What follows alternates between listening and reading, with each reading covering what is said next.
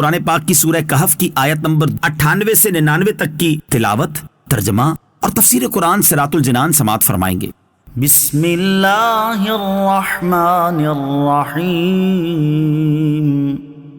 ترجمہ: اللہ کے نام سے شروع جو نہایت مہربان رحمت والا ہے۔ قال هذا رحمت من ربی فَإِذَا جَاءَ وَعْدُ رَبِّي جَعَلَهُ دَكَّاءَ وَكَانَ وَعْدُ رَبِّي حَقًّا۔ ترجمہ: ذوالقرنین نے کہا یہ میرے رب کی رحمت ہے، پھر جب میرے رب کا وعدہ آئے گا تو اسے پاش پاش کر دے گا، اور میرے رب کا وعدہ سچا ہے۔ اولا کہا، حضرت ذوالقرنین رضی اللہ تعالیٰ عنہ نے کہا کہ یہ دیوار میرے رب عز و جل کی رحمت اور اس کی نعمت ہے، کیونکہ یہ یاجوج اور ماجوج کے نکلنے میں رکاوٹ ہے۔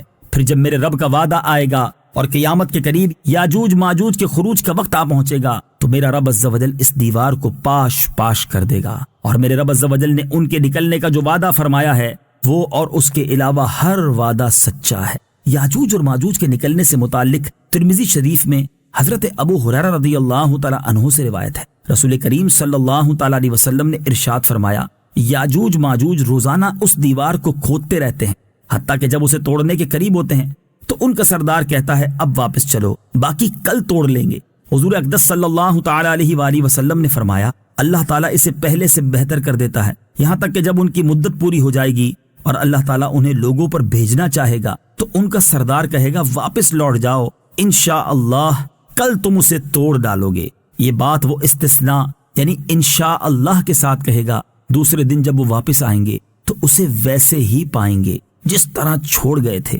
چنانچہ وہ اسے توڑ کر باہر لوگوں پر نکل آئیں گے۔ دنیا فنا ہونے سے پہلے یاجوج و ماجوج کا نکلنا۔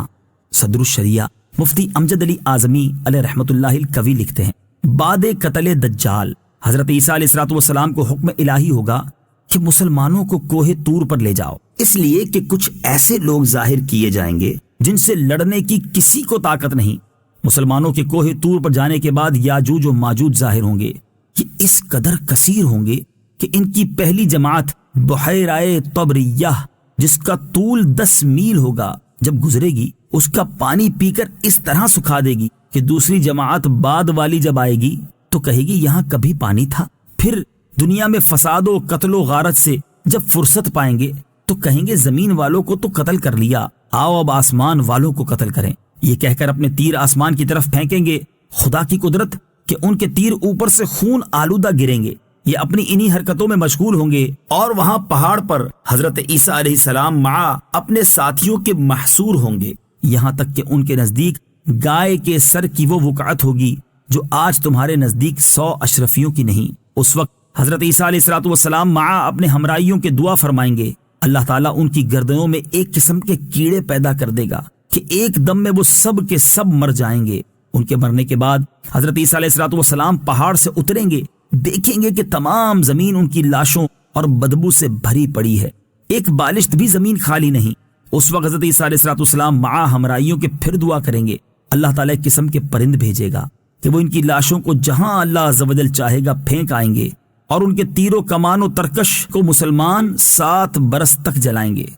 وَتَرَكْنَا بَعْضَهُمْ يَوْمَئِذٍ يَمُوجُ فِي بَعْضٍ وَنُفِخَ فِي الصُّورِ فَجَمَعْنَاهُمْ جَمْعًا۔ ترجمہ: اور اس دن ہم انہیں چھوڑ دیں گے کہ ان کا ایک گروہ دوسرے پر سیلاب کی طرح آئے گا، اور سور میں پھونک ماری جائے گی تو ہم سب کو جمع کر لائیں گے۔ وَتَرَكْنَا بَعْضَهُمْ يَوْمَئِذٍ، اور اس دن ہم انہیں چھوڑ دیں گے۔ تفسیر صراط الجنان میں ہے، ارشاد فرمایا کہ جب دیوار ٹوٹ جائے گی تو اس دن ہم یاجوج اور ماجوج کو اس طرح چھوڑ دیں گے کہ ان کا ایک گروہ دوسرے پر اس طرح آئے گا جس طرح پانی کی لہر ایک دوسرے پر آتی ہے، اور وہ اپنی کثیر تعداد کی وجہ سے ایک دوسرے کے ساتھ ملے ہوئے ہوں گے۔ وَنُفِخَ فِي الصُّورِ، اور سور میں پھونک ماری جائے گی۔ تفسیر صراط الجنان میں ہے، اس سے ثابت ہوتا ہے کہ یاجوج ماجوج کا نکلنا قرب قیامت کے علامات میں سے ہے۔